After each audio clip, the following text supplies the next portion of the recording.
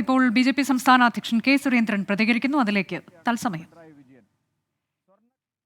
പേരിലാണ് പിണറായി വിജയന്റെ principal secretary 1.5 കൊല്ലം ജയിലിൽ കടന്നത്.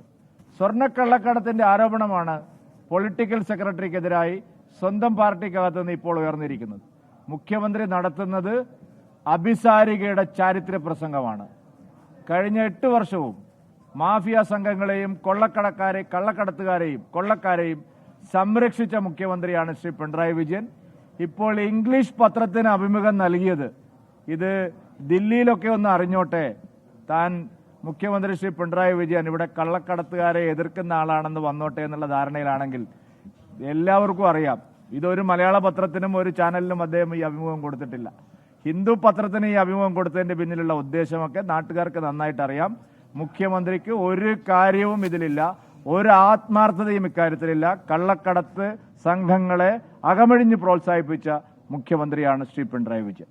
ഇന്നലെ ഈ പി വി അൻവർ നടത്തിയ പൊതുസമ്മേളനത്തിൽ ആയിരങ്ങളാണ് വന്നത്. ഇതൊരു പുതിയൊരു കൂട്ടായ്മയുടെ ഒരു സൂചനയാണോ? ഇത്തരം ശക്തികളെ വളർത്തിയതിന്റെ പാപക്കറയിൽ നിന്ന് പിണറായി വിജയൻ ഒഴിഞ്ഞു മാറാൻ കഴിയില്ല. മുഖ്യമന്ത്രി ഹിന്ദുവിന് നൽകിയ അഭിമുഖത്തിൽ രൂക്ഷ വിമർശനം ഉന്നയിക്കുകയാണ് കെ സുരേന്ദ്രൻ.